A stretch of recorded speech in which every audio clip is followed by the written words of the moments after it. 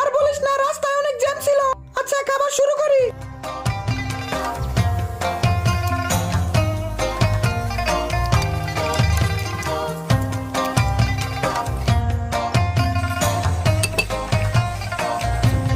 খাবার কেমন হয়েছে কিছু বললি না তো? আরে অনেক মজা হয়েছে রান্না।